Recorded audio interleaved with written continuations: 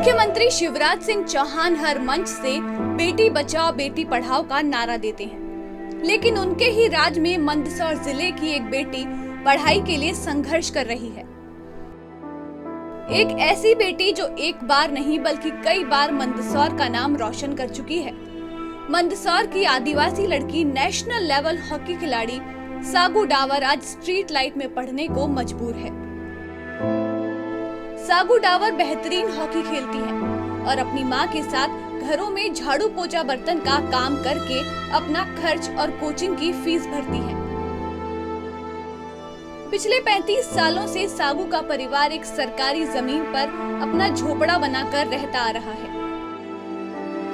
18 साल की सागू के पिता की मौत हो चुकी है और एक बड़ा भाई जो कमाने वाला था उसकी भी 2 साल पहले करंट लगने से मौत हो गई थी।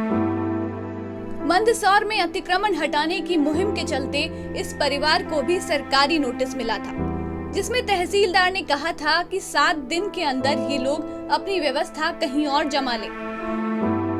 लेकिन 1 दिन बाद ही बिजली विभाग ने इनके घर की लाइट काट दी और अब हालात ये हैं कि पूरा परिवार अंधेरे में रहने को मजबूर है। सागू की 12वीं के बोर्ड एग्जाम्स 19 नवंबर से शुरू होने हैं, लेकिन वो बिना लाइट के अंधेरे में पढ़ाई कैसे करे। उसने फिर भी हिम्मत नहीं हारी और पास ही लगी स्ट्रीट लाइट के नीचे ही कुर्सी लगाकर पढ़ने बैठ गई। अब प्रशासन का बर्ताव उसके साथ चाहे जैसा भी हो, लेकिन वो किसी भी हाल में अपनी पढ़ाई रोकना नहीं चाहती। मेरा नाम सागू डावर है सर। मैं 12वीं की छात्रा हूँ और हॉकी खेलती हूँ सर। मैं मैं कच्चे मकान में रहती हूँ, झोपड़ा बना के। यहाँ सरकारी ज़मीन है यहाँ पे। तो कल तहसीलदार साहब वगैरह आए थे जो कि मुझे नोटिस दे के गए कि 7 दिन में झोपड़ा हटा लेना। तो सर हमने हाँ बोल दिया था उनसे कि हटा लेंगे, हम कहीं ना कहीं व्यवस्था कर लेंगे। पर आज है ना MPB वाले आए और मेरा कनेक्शन काट के चल गए बिजली लाइट का। तो उस कारण मेरी पढ़ाई में परेशानी आ रही सर। और 19 नवंबर से मेरी है ना 12वीं की बोर्ड एग्ज़ाम है सर। उस कारण मैं पढ़ाई में डिस्टर्ब हो रही हूँ और मैं पढ़ाई कर नहीं पा रही हूँ। और अभी मैं ये खंबा है यहाँ पे पास में लाइट का, जो कि मैं यहाँ बैठ के पढ़ाई कर रही हूँ ठंड में। इन लोगों ने झाड़ू पोछा बर्तन में जो अपनी जिंदगी भर की कमाई की थी, उसमें से 1.5 लाख रुपए जमा कर एक जमीन का टुकड़ा खरीदा था, जिस पर घर का काम भी शुरू कर दिया था।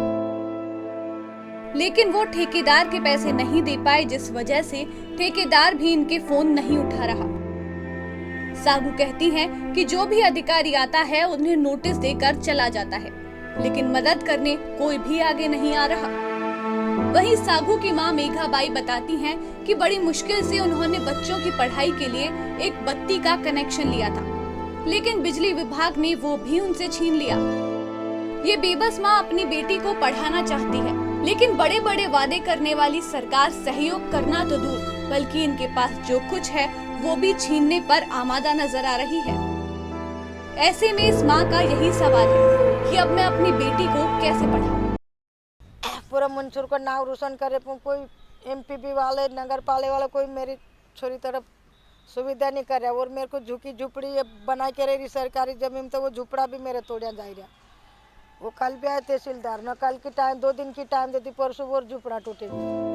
यूं तो शहर में कई जगह बड़े बड़े लोगों ने पक्के अतिक्रमण कर रखे हैं, लेकिन इस मुहिम की गाज एक ऐसी लड़की पर गिरी है जो मंदसौर का नाम रोशन कर रही है। इस लड़की का हौसला ना तो हालात तोड़ पाए और ना ही मजबूरियां। इसने घरों में झाड़ू पोछा बर्तन कर, लोगों की गाड़ियां साफ कर अपनी पढ़ाई जारी रखी और आज 12वीं की परीक्षा की तैयारी भी कर रही है। ऐसे में बड़ा सवाल उठता है कि जो सरकार अपने प्रचार प्रसार और रैलियों पर लाखों करोड़ों रुपए यूं ही उड़ा देती है, वो सरकार एक बेटी की शिक्षा की ओर ध्यान ही नहीं दे रही।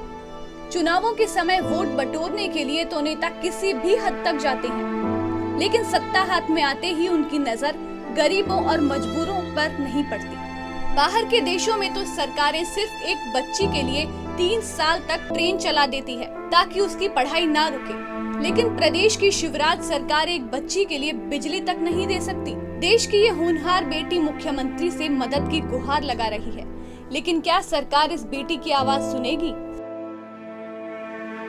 तहसीलदार मुकेश सोनी ने कल कहा था कि हम मानवीय आधार पर कार्रवाई करेंगे। इनके घर का क्या मामला है वो भी देखेंगे। संजय गांधी स्टेडियम में जो रिक्त भूमि है वहाँ पर कतिपय लोगों द्वारा या तो गुमटी लगा ली या फिर झोपड़ियाँ बना करके कब्जा किया था और ये लोग रह भी रहे हैं। इन्हें नियमानुसार नोटिस दिए गए हैं और हटने के लिए कहा गया है।